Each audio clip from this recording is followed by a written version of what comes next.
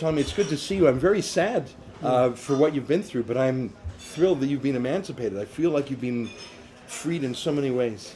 Yeah, I'm so happy that I'm happy from. I feel weird because I am happy, but I don't feel happy. I can't express. I don't feel super happy. It's strange. You were abused. I don't want to be condescending, but I think what they did to you was a form of physical and psychological abuse. Yeah. So I haven't had a conversation with anyone for 2.5 months. I haven't seen anyone.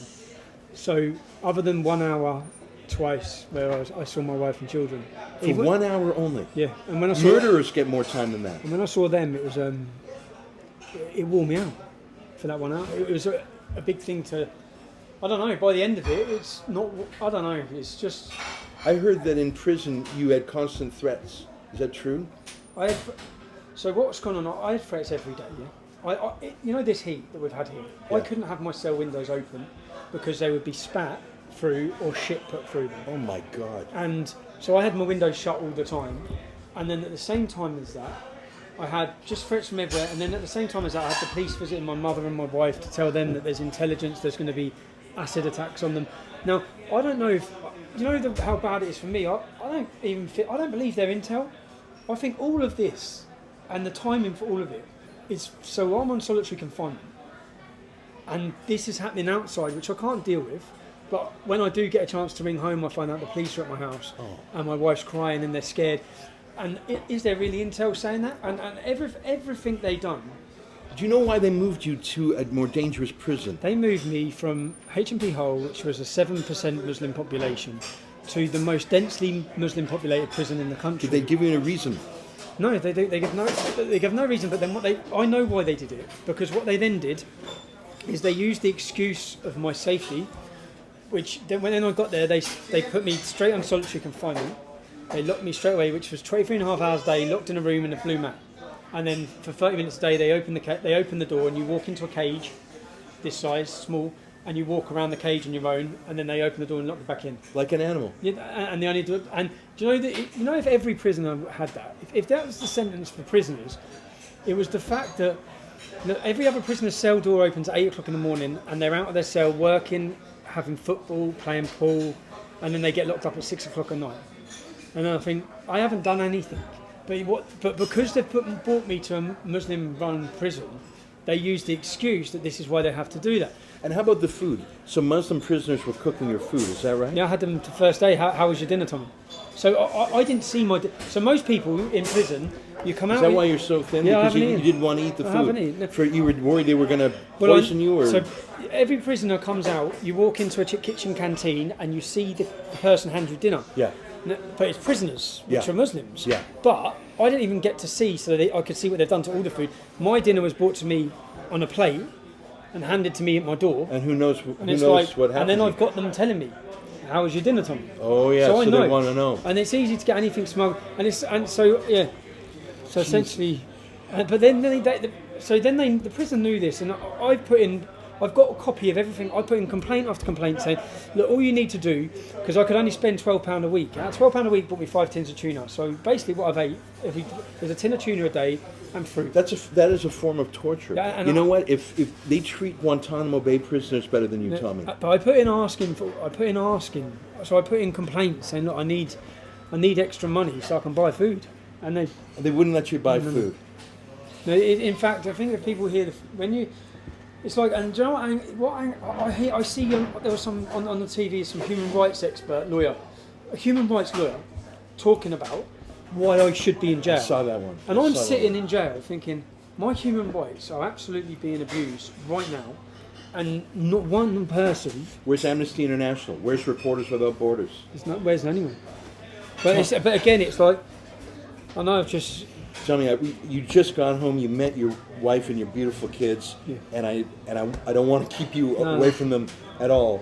But I just wanted to get a message from you out to the world. Ezra, I was coming. They were one of the first people on my schedule that I wanted to see, and I'm going away Friday morning. So I'm so glad that you're still here, and I've got the opportunity to shake your hand and say thank you, and my wife thank you, and my children thank you.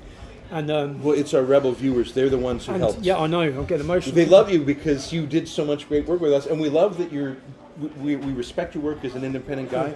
It was our honor to help you, my friend. When I saw you taken away, I thought, we have one more mission with Tommy. I know, and yeah, to every person, wherever you are in the world, who took the opportunity to even donate to the legal fund, share the articles, share the news stories, just, you know, the sort of, that gave me so much when I was in. Tell me about the emails, because we spread the word a little bit about emails. So yeah, you get emails from people? You've done it on James Dellenpole most recently. How Because, did you get some? How many letters did you get in your 2 months inside? Oh, I've got 6 black bags, this big, this wide. Were they encouraging? Oh man, it's like, do you know some of the things to understand? What I understood from this sentence is that something huge has happened. The not just our country, but the whole world is feeling this right now. Not my cause. I've become a symbol of something that everyone is galvanised under, and I'm realising from the letters and letters and letters. I'm reading them, and people who have never been politically minded, people who have not been interested in politics, people who feel so passionately and strongly about this, what's happening now, and the fact that they feel oppressed. And I could tell in those first few weeks, but over the months, that something huge is happening, something massive, like a revolution is brewing, and people feel so angry. And you know what I did is, as I read the letters, I'd read the letter, and I every day from 2 o'clock till 6 o'clock, that was my time that I'd sit and read. And because I spent my day up into just to have those little moments. Yeah. Even when my door opened at 12 o'clock, that's a moment.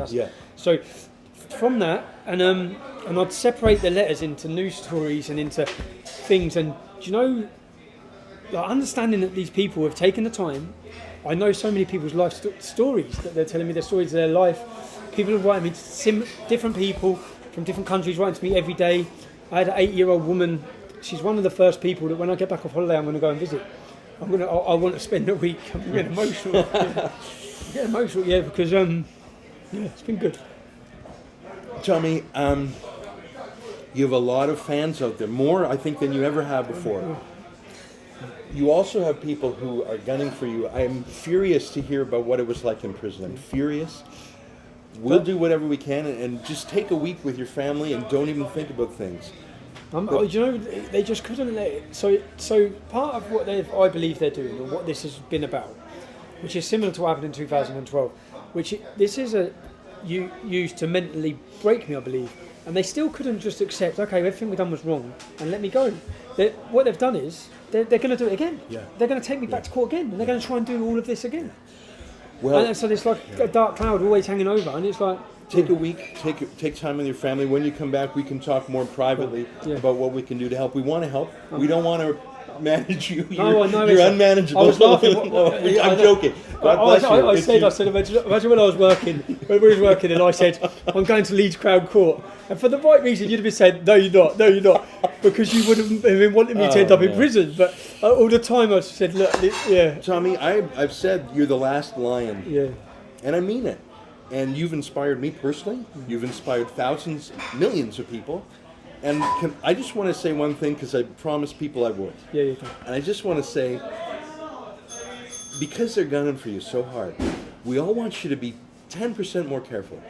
And because 90% Tommy is still better than anyone else, right? And if a 90% Tommy, like just not flooring it, if that keeps you out of jail or out of being stabbed, God forbid, I've just had people wanted me to tell you that. Do you know what I felt?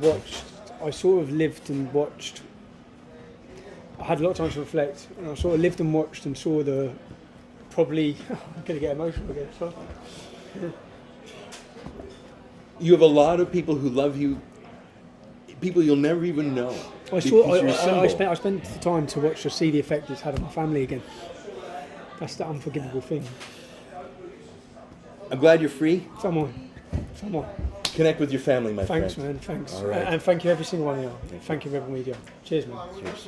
It was wonderful to see Tommy again, to commiserate with him, to give him a hug and a handshake, and to see the beaming joy of his beautiful wife and kids, so happy to reconnect with him.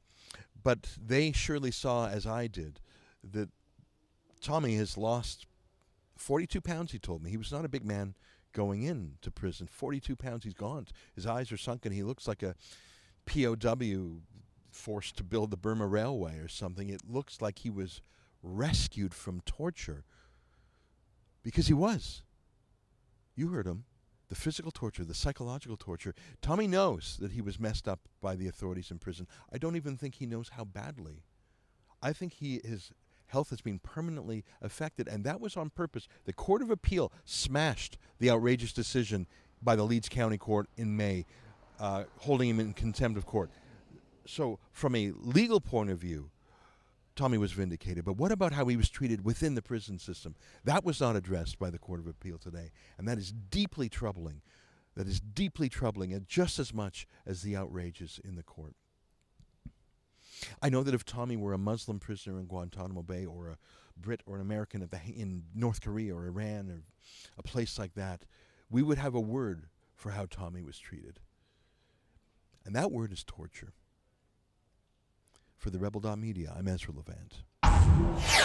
I'm back in London covering Tommy Robinson's appeal because I don't believe a word the mainstream media has to say about him. To support my journalism, including the cost of my airfare and hotel to get here, please go to TommyTrial.com.